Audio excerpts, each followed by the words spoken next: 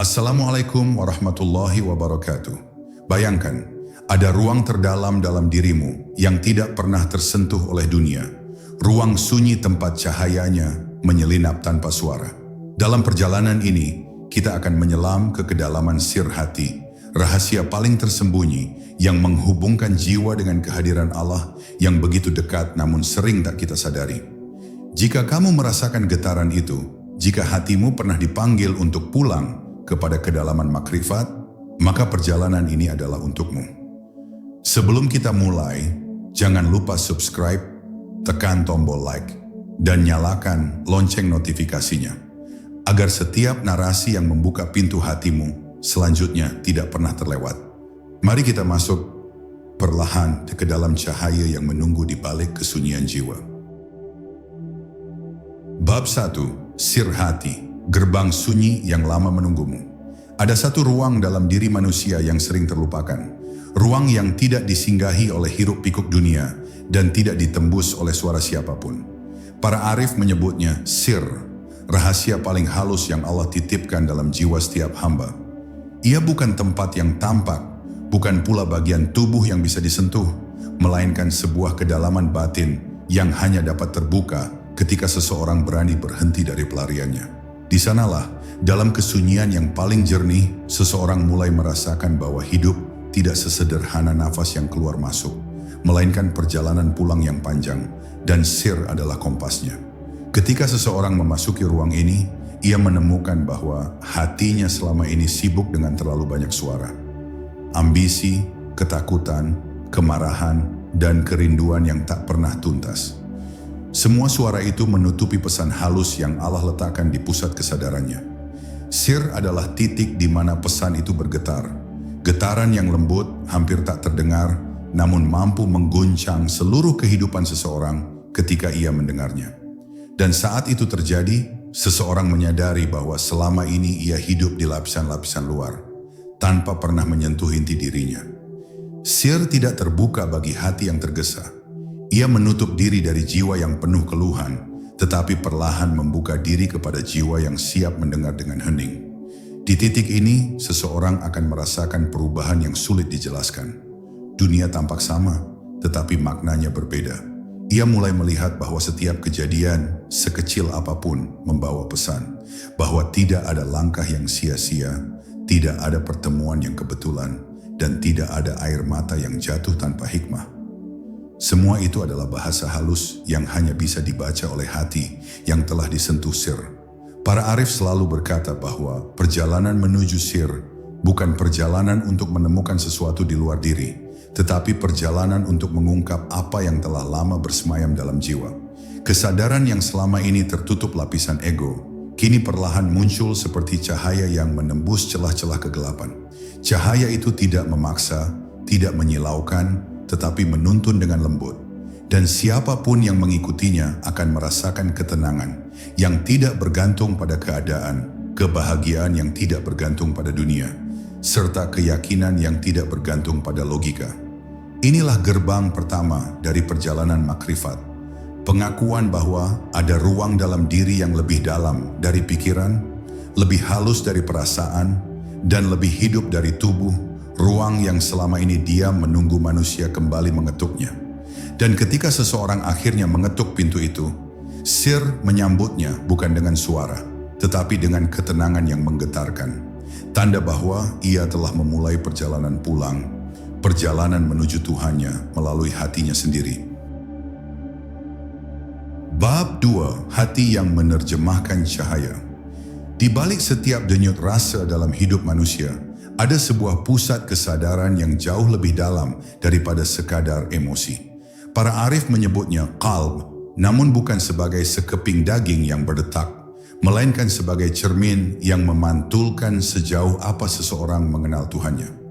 Ketika hati dipenuhi hiruk pikuk dunia, cermin itu menjadi kusam. Ia memantulkan dunia lebih banyak daripada memantulkan kebenaran. Namun ketika hati dibersihkan, ketika ia diperlakukan dengan kelembutan, dengan kejujuran dan dengan doa, barulah ia mulai menyala. Dan nyala itu adalah tanda bahwa sir di kedalaman hati mulai berbisik, meminta untuk didengarkan.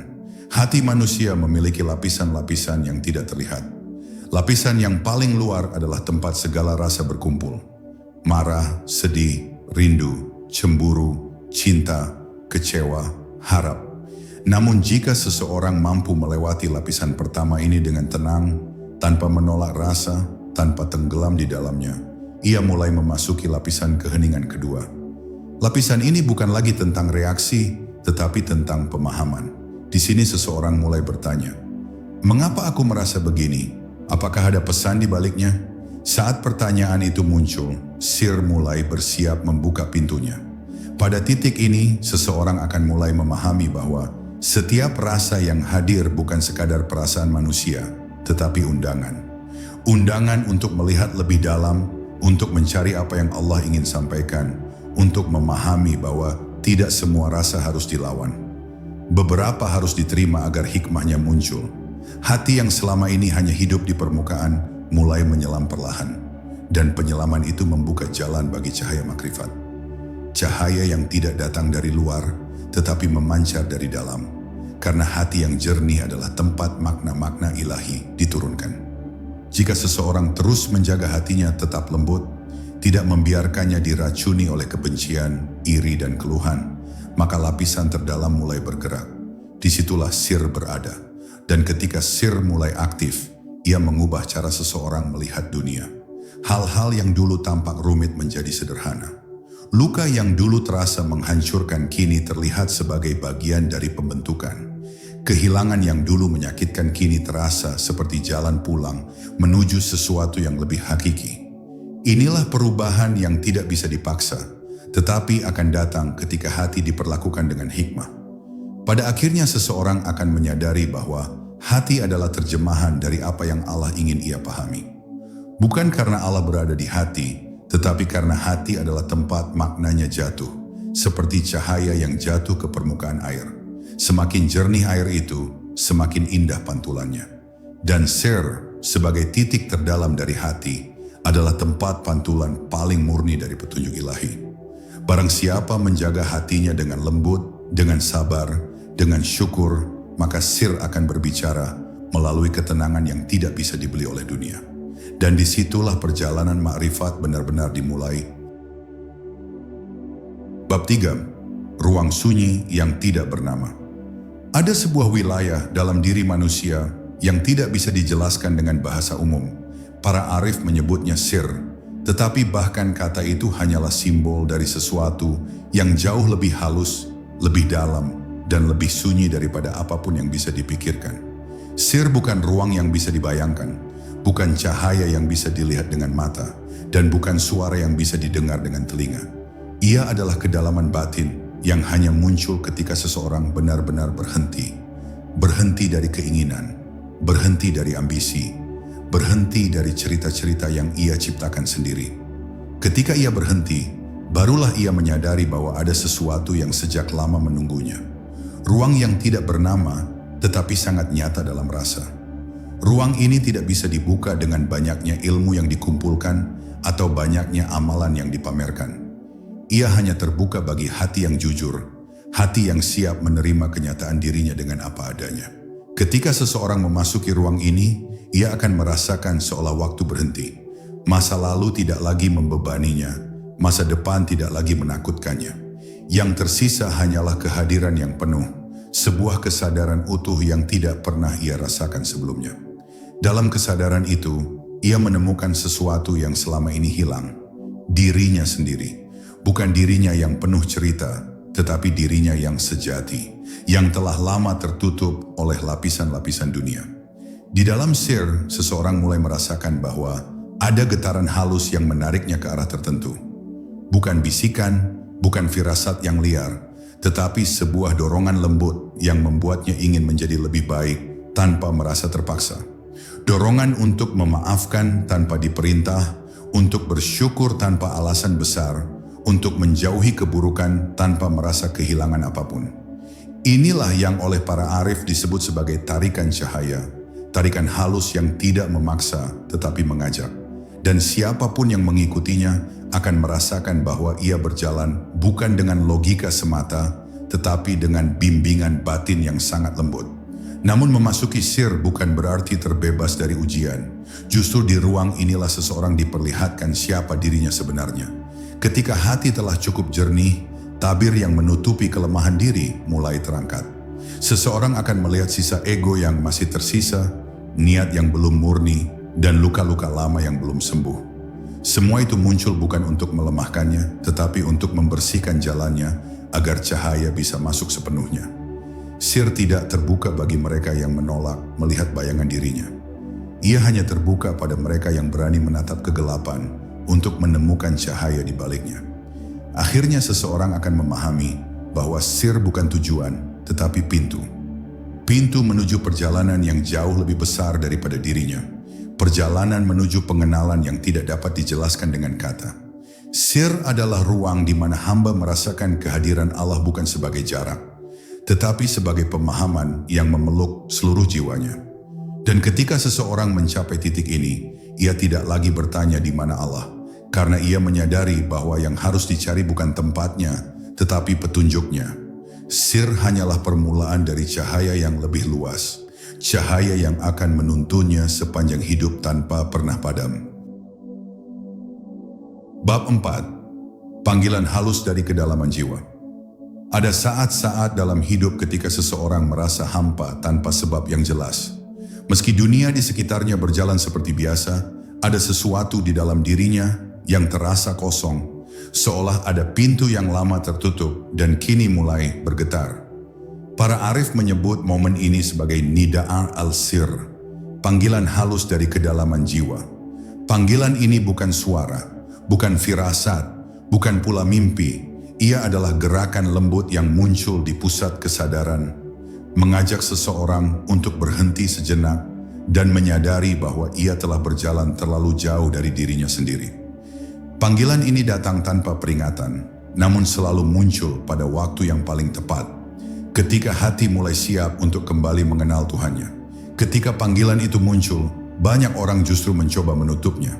Mereka menambah kesibukan, mempertebal tawa, mempercepat langkah, seolah ingin menenggelamkan suara lembut yang sedang membangunkan mereka. Namun suara itu tidak berniat mencemaskan. Ia hanya ingin mengingatkan bahwa hidup tidak sekadar bergerak, tetapi memahami, tidak sekadar mengumpulkan tetapi kembali. Tidak sekadar melihat keluar, tetapi menengok ke dalam. Dan siapapun yang berani berhenti mendengarkan panggilan itu, walau hanya sebentar, akan merasakan sesuatu yang tidak pernah ia temukan di luar dirinya. Ketenangan yang menyentuh dasar jiwanya. Panggilan sir sering muncul melalui rasa gelisah, namun bukan gelisah yang menakutkan. Itu adalah gelisah yang membawa seseorang untuk bertanya, apa yang sebenarnya sedang aku cari? Gelisah yang tidak menuntut jawaban cepat, tetapi menuntun untuk merenung dengan lembut. Dalam momen ini, hati mulai membuka ruang bagi cahaya kecil untuk masuk. Cahaya itu tidak langsung menerangi segalanya, tetapi cukup untuk menunjukkan bahwa ada jalan pulang yang selama ini terlupakan. Dan dalam cahaya itu, seseorang mulai merasakan bahwa setiap rasa hampa ternyata adalah undangan ilahi untuk mendekat. Namun panggilan ini membutuhkan keberanian. Keberanian untuk melihat apa yang selama ini disembunyikan. Keberanian untuk mengakui bahwa ada bagian dalam diri yang membutuhkan penyembuhan. Ketika seseorang menerima panggilan itu tanpa melawan, ia merasakan semacam kelapangan yang sulit dijelaskan. Seolah ada beban yang perlahan dilepas satu persatu. Ia mulai melihat bahwa segala kegelisahan, kehilangan dan keresahan yang pernah ia rasakan adalah bagian dari perjalanan batinnya menuju sir, bukan hukuman, tetapi pendidikan ruhani yang halus. Pada akhirnya seseorang menyadari bahwa panggilan sir bukanlah ajakan untuk meninggalkan dunia, tetapi ajakan untuk menyentuh hidup dengan kesadaran yang lebih jernih. Panggilan itu mengingatkan bahwa di balik setiap langkah ada hikmah, di balik setiap kejadian ada kasih sayang, dan di balik setiap kegelisahan ada cahaya yang sedang meminta untuk dikenali. Ketika panggilan ini diterima dengan hati terbuka, sir mulai hidup dan seseorang memasuki bab baru dalam perjalanannya. Bab ketika ia tidak lagi berjalan sendirian, karena hatinya telah menjadi kompas yang dituntun oleh cahaya ilahi. Bab 5. Bisikan yang tidak pernah tertulis.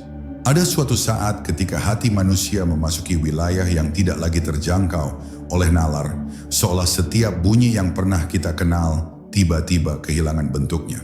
Di titik inilah bisikan ilahi tidak terdengar sebagai suara, melainkan sebagai getaran yang mengguncangkan kesadaran terdalam. Ia seperti cahaya halus yang merayap perlahan ke dalam ruang sunyi jiwa, membuka pintu yang bahkan diri kita sendiri tidak tahu pernah ada. Ketika hati menjadi cukup hening, bisikan itu muncul bukan sebagai instruksi, tetapi sebagai pengertian yang tidak dibunyikan, pengetahuan yang tidak dipelajari, dan rasa dekat yang tidak diucapkan oleh apapun selain Tuhan sendiri. Seringkali kita mencari petunjuk dalam kata-kata, berharap menemukan kepastian dalam nasihat atau literatur yang menghiasi rak-rak kajian. Namun ada hikmah yang hanya diturunkan melalui keheningan, yang hanya dapat dipahami ketika ego berhenti meminta jawaban dan mulai mendengar dengan sisi jiwa yang lebih dalam. Di wilayah ini, bisikan ilahi seperti embusan angin yang menyentuh permukaan air tenang, hampir tidak terlihat, tetapi dampaknya merambat jauh hingga dasar batin. Kita mulai menyadari bahwa tidak semua kebenaran harus dijelaskan, sebagian justru harus dialami oleh hati yang sudah luluh dari segala kesombongan mencari bukti. Dalam perjalanan makrifat, setiap insan akan mengalami masa ketika dirinya merasa dibimbing oleh sesuatu yang tidak dapat ditangkap oleh logika biasa. Ia bukan ilusi, bukan pula angan-angan, melainkan rasa yang menuntun tanpa memaksa, menarik tanpa menyeret. Bisikan ini mengajak kita kembali ke pusat diri, di mana kehendak manusia bertemu dengan kehendak pencipta dalam harmoni yang sangat halus. Disinilah rahasia hubungan hamba dengan Tuhannya dibangun, bukan melalui banyak kata, tetapi melalui kedalaman rasa yang perlahan membentuk keyakinan yang tidak tergoyahkan. Namun bisikan ini hanya dapat dirasakan oleh hati yang bersih dari kegaduhan dunia. Selama batin masih dipenuhi ambisi, keluh dan persangkaan, suara lembut ini akan tenggelam di antara ribuan gema hawa nafsu. Karena itu perjalanan menuju bisikan ilahi adalah perjalanan pembersihan, menghapus gelap dalam diri, melepaskan beban pikiran, dan menyingkirkan dinding ego yang menghalangi cahaya masuk. Ketika dinding itu mulai retak, cahaya pun menembusnya, membawa kedamaian yang tidak pernah dapat diberikan oleh dunia luar. Pada akhirnya, bisikan ilahi tidak datang untuk memberi kita keajaiban yang mencolok, melainkan untuk mengembalikan jiwa ke fitrah pertamanya. Tenang, jernih, dan selalu tahu kemana harus pulang. Ketika kita dapat merasakan kebenaran tanpa harus mendengarnya, ketika kita dapat mengenali petunjuk tanpa harus melihatnya, saat itulah hati telah menjadi tempat bagi rahasia-rahasianya turun secara lembut. Di dalam bisikan yang tidak pernah tertulis ini, seorang hamba menemukan kemerdekaan sejati, bebas dari kebisingan dunia, bebas dari gelisahnya diri, dan bebas menuju kedekatan yang hanya dapat dicapai oleh hati yang benar-benar tunduk. Bab 6. Jejak cahaya yang tidak terlihat. Ada cahaya yang tidak memancar dari matahari, tidak bersumber dari bulan, dan tidak berkaitan dengan lampu atau api. Cahaya ini hanya dapat ditangkap oleh hati yang telah belajar melihat tanpa mata, merasakan tanpa sentuhan, dan memahami tanpa penjelasan.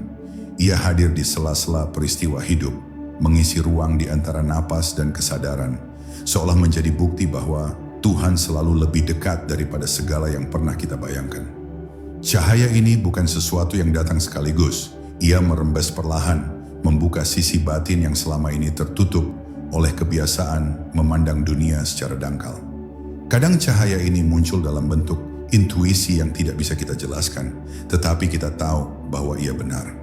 Kadang ia hadir sebagai ketenangan yang turun justru di saat logika mengharuskan kita panik. Kadang ia datang sebagai keberanian yang tidak kita cari, atau kelembutan yang tidak pernah kita latih. Semua itu hanyalah jejak-jejak kecil yang menandakan bahwa ada tangan lembut yang membimbing kita, meski tidak pernah terlihat. Semakin kita menyadari keberadaannya, semakin kita mengerti bahwa hidup ini tidak pernah benar-benar kosong dari campur tangan ilahi. Di dalam perjalanan ruhani, cahaya yang tidak terlihat ini adalah petunjuk paling halus namun paling pasti.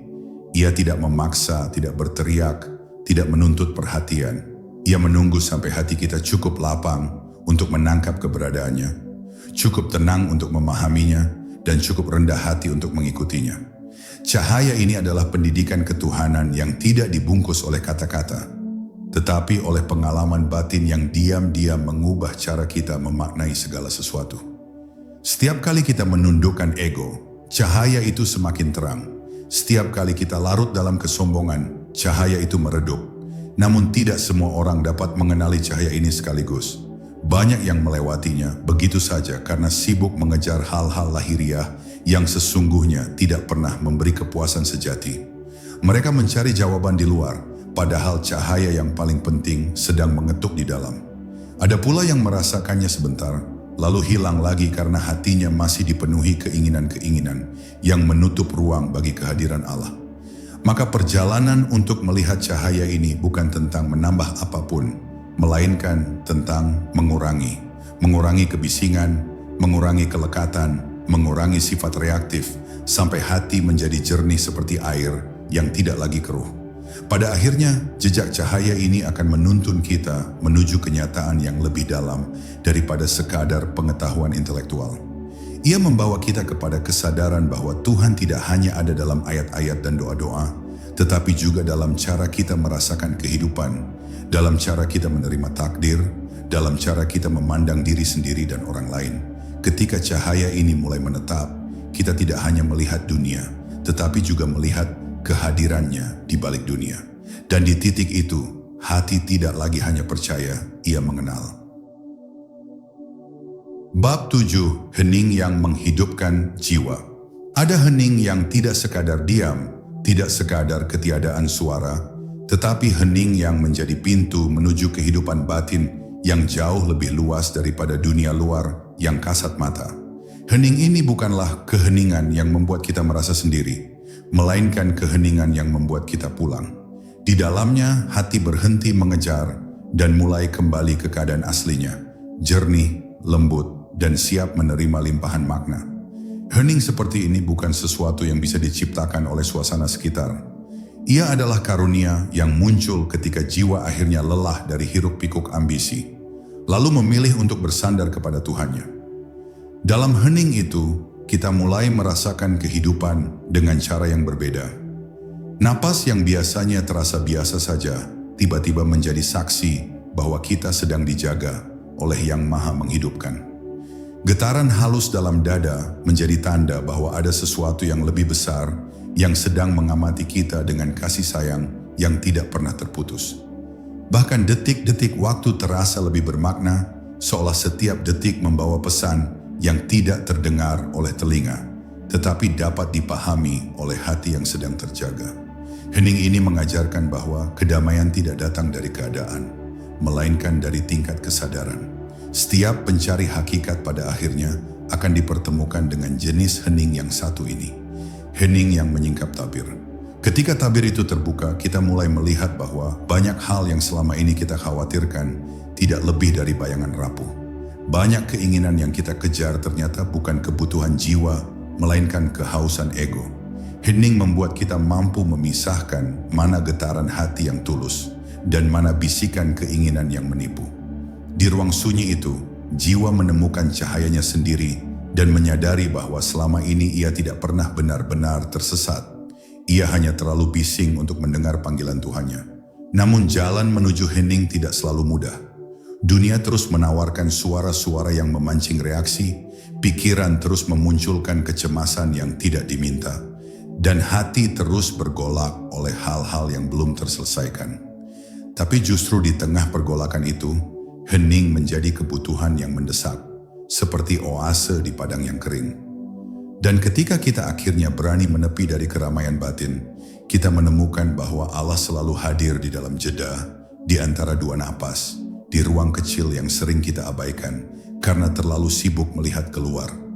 Pada akhirnya, hening yang menghidupkan jiwa bukanlah tujuan, tetapi keadaan yang memungkinkan hati merasakan kedekatan Tuhan tanpa gangguan. Di dalamnya, doa tidak lagi terasa seperti kalimat, tetapi seperti arus cinta yang naik dari hati ke langit. Kita tidak lagi hanya memohon, tetapi juga mendengar. Kita tidak lagi hanya berbicara, tetapi juga menghayati. Dan di titik itu, hening bukan lagi kekosongan, melainkan kehadiran yang penuh, kehadirannya. Bab 8, pintu rahasia di balik rasa pasrah. Ada satu pintu yang tidak akan pernah terbuka oleh kekuatan, kecerdasan, atau ambisi. Pintu itu hanya terbuka ketika hati mengalami sesuatu yang sangat sederhana, namun paling sulit dilakukan manusia. Pasrah.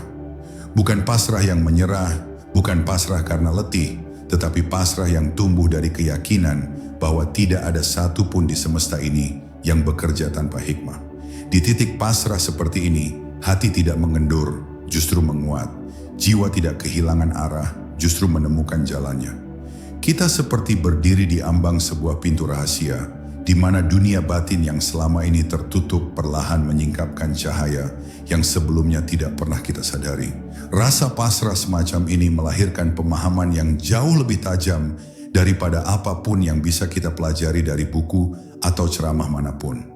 Ia membawa kita ke kesadaran bahwa takdir bukan sekadar rangkaian peristiwa, tetapi aliran ketetapan yang disusun oleh cinta Tuhan yang lebih memahami kita daripada diri kita sendiri.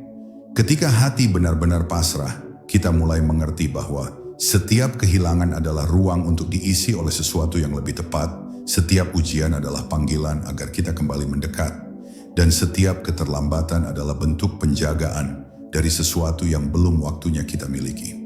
Pasrah seperti ini bukan tanda kelemahan, ia adalah tanda bahwa jiwa telah mengenali Tuhannya.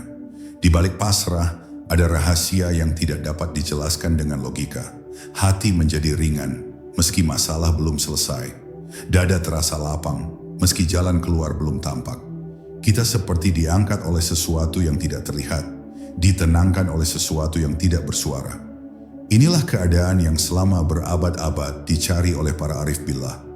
Ketenangan yang lahir bukan dari keadaan, tetapi dari pengetahuan bahwa segala sesuatu sedang diatur oleh zat yang mustahil salah dalam keputusannya. Di titik ini, kita mulai melihat dunia dengan mata batin, bukan hanya dengan mata kepala. Namun mencapai pasrah bukan berarti tidak merasakan sedih, takut, atau cemas. Justru rasa-rasa itu adalah jalan yang mengantar kita menuju pasrah. Setiap air mata yang jatuh karena merasa lemah sebenarnya sedang mengikis dinding ego yang selama ini menghalangi kita dari ketenangan. Setiap kegelisahan yang hadir sebenarnya sedang mengetuk pintu hati agar kita kembali mengandalkan Tuhan. Dan setiap kali kita mengakui bahwa kita tidak mampu mengendalikan segalanya, saat itulah pintu rahasia itu meneteskan cahaya pertamanya. Pasrah bukan tentang mematikan rasa, ia tentang menyerahkan rasa kepada Yang Maha membolak-balikan hati. Pada akhirnya, pintu rahasia di balik pasrah mengajarkan kita bahwa kekuatan terbesar manusia bukanlah kemampuan untuk mengatur hidupnya, melainkan kemampuan untuk mempercayakan hidupnya kepada Allah dengan sepenuh hati. Ketika pintu itu terbuka, kita tidak lagi berjalan dengan kecemasan, tetapi dengan keyakinan yang diam namun kuat. Kita tidak lagi menggenggam dunia dengan rasa takut, tetapi memeluk takdir dengan ketenangan. Dan di titik itu, hati memahami rahasia yang selama ini tersembunyi, bahwa Allah tidak hanya mengatur hidup kita, tetapi juga mengatur rasa kita, langkah kita, bahkan detik-detik ketika kita akhirnya pulang kepadanya. Bab 9, ketika takdir berbicara tanpa kata. Ada saat dalam hidup ketika takdir tidak hadir sebagai kejadian besar atau perubahan dramatis, tetapi sebagai getaran halus yang merayap masuk ke dalam kesadaran kita. Ia tidak mengetuk pintu, tidak memaksa masuk, namun keberadaannya terasa begitu jelas seperti udara yang menyelinap melalui celah-celah hati. Di momen seperti ini, kita tidak mendengar suara, tetapi kita mengerti. Tidak ada bisikan, tetapi tiba-tiba kita paham. Inilah cara takdir berbicara, tidak melalui bunyi, melainkan melalui pemahaman mendalam yang muncul begitu saja. Seperti cahaya yang menyingkap ruangan gelap tanpa pernah memerintahkan kita untuk menyalakan lampu. Ketika takdir mulai berbicara, dunia luar mungkin terlihat biasa saja, tetapi di dalam diri ada perubahan yang tidak bisa kita abaikan. Ada dorongan halus yang membuat kita memilih arah tertentu tanpa tahu mengapa. Ada penolakan lembut terhadap sesuatu yang sebelumnya kita kejar dengan begitu kuat. Ada ketenangan aneh terhadap hal-hal yang seharusnya membuat kita cemas. Semua itu bukan kebetulan. Itu adalah cara semesta dengan izin Allah mengarahkan langkah kita ke jalur yang tidak selalu kita rencanakan, tetapi selalu kita butuhkan. Di titik ini, kita mulai belajar bahwa takdir bukan musuh, melainkan guru yang paling sabar. Namun, takdir seringkali berbicara di saat-saat yang tidak kita sukai. Ia muncul ketika rencana kita runtuh, ketika harapan kita patah, atau ketika doa kita tidak segera dikabulkan. Di balik rasa kecewa yang manusiawi itu, ada rahasia yang jauh lebih dalam. Allah sedang menulis sesuatu yang tidak mampu kita baca, karena kita terlalu melekat pada rencana sendiri. Disinilah letak seni membaca takdir, melihat di balik peristiwa, bukan hanya pada peristiwanya. Memahami bahwa setiap penundaan bukan penolakan, bahwa setiap kehilangan bukan hukuman, dan setiap perubahan arah adalah perlindungan yang tidak kita sadari. Seringkali kita baru memahami ucapan takdir setelah waktu berlalu. Kita menoleh ke belakang dan berkata, andai dulu aku tahu ini yang terbaik. Tetapi itulah sifat takdir. Ia tidak menunggu kita siap untuk memahaminya. Ia melakukan tugasnya tepat waktu, meski hati kita baru mengerti bertahun-tahun kemudian. Pada akhirnya, perjalanan spiritual bukan hanya soal mendekatkan diri kepada Allah melalui ibadah, tetapi juga melalui penerimaan terhadap alur hidup yang Dia susun. Disinilah kedewasaan jiwa terbentuk, bukan dari banyaknya pengetahuan, tetapi dari kemampuan membaca hikmah yang tidak tertulis. Ketika akhirnya kita belajar mendengar takdir tanpa perlu suara, hati menjadi jauh lebih lembut, dan langkah menjadi jauh lebih ringan. Kita tidak lagi memaksa hidup berjalan sesuai kehendak sempit kita, tetapi perlahan mengikuti arus yang telah ditetapkan oleh Yang Maha Mengatur. Dengan itu, lahirlah ketenangan yang tidak dapat diganggu oleh kegagalan, tidak dapat dirusak oleh ketidakpastian, dan tidak dapat digoyahkan oleh apapun selain Allah. Dan di titik itu, kita menyadari bahwa takdir bukan sekadar nasib. Ia adalah cara Tuhan membentuk jiwa kita agar semakin mengenalnya. Bab 10, Sir Hati, ruang tersembunyi tempat Allah didekap oleh jiwa. Ada ruang di dalam diri manusia yang tidak dapat disentuh oleh siapapun. Tidak oleh dunia, tidak oleh waktu, bahkan tidak oleh diri kita sendiri sebelum Allah sendiri yang membukakannya. Ruang itu begitu lembut, begitu sunyi, namun memiliki kekuatan yang mampu mengubah seluruh hidup seseorang dalam sekejap. Para arif menyebutnya sir, rahasia tersembunyi dalam hati, tempat paling dalam di mana kehadiran ilahi menampakkan dirinya, tanpa bentuk, tanpa suara, tanpa rupa. Di ruang inilah manusia mengenal Tuhannya bukan melalui kata, tetapi melalui kedekatan yang tidak terdefinisikan. Sir hati bukan sesuatu yang bisa dicari, dikejar, atau dipaksa terbuka. Ia justru muncul ketika hati telah cukup dilembutkan oleh ujian, cukup dibersihkan oleh zikir, dan cukup direndahkan oleh kesadaran akan kelemahan dirinya. Ketika sir tersentuh, kita tidak merasakan keajaiban yang gemerlap, tetapi ketenangan yang menembus hingga ke tulang. Tidak ada cahaya menyilaukan, tetapi ada kejernihan yang membuat kita seolah melihat seluruh hidup tanpa kabut. Tidak ada suara dari langit, tetapi ada pemahaman yang jatuh ke dalam hati, seperti embun yang turun pada fajar. Inilah tempat di mana cinta kepada Tuhan tumbuh tanpa alasan, karena cinta itu sendiri adalah alasan keberadaan kita. Di dalam ruang rahasia ini, seseorang tidak lagi melihat Allah sebagai konsep, tetapi sebagai kehadiran yang mengalir dalam setiap denyut nadi. Doa tidak lagi sekadar permohonan, tetapi percakapan halus yang tidak membutuhkan bahasa. Syukur tidak lagi sekadar ucapan, tetapi getaran lembut yang memenuhi seluruh kesadaran. Bahkan cobaan tidak lagi terasa seperti beban, tetapi seperti undangan agar jiwa semakin mendekat. Ketika sir hati hidup, setiap momen menjadi ibadah, setiap tarikan napas menjadi zikir, dan setiap keheningan menjadi tempat Allah menurunkan pengetahuan tanpa huruf. Namun, tidak semua orang berani memasuki ruang ini.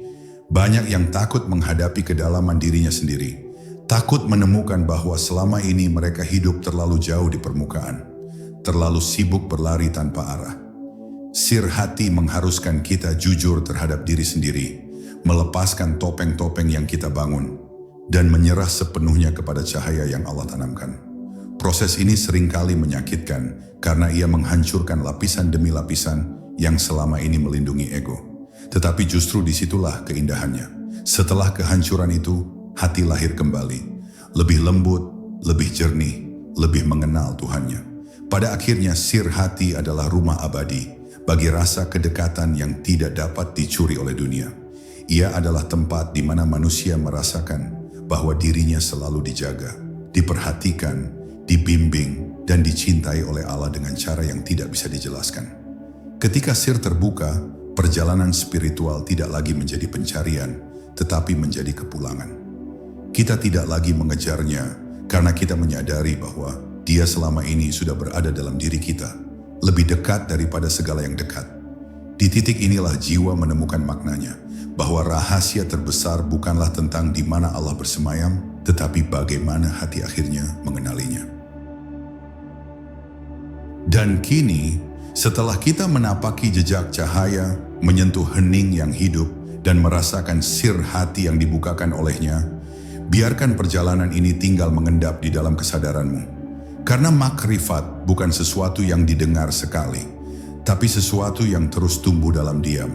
Ingat, Allah selalu lebih dekat dari apapun yang kau takuti, kau cari, atau kau rindukan. Jika narasi ini membuat hatimu bergerak walau sedikit, bantu sebarkan cahaya ini. Like, share, dan subscribe agar semakin banyak jiwa menemukan pintu pulangnya. Sampai bertemu dalam narasi berikutnya, tetaplah menjaga cahaya di dalam diri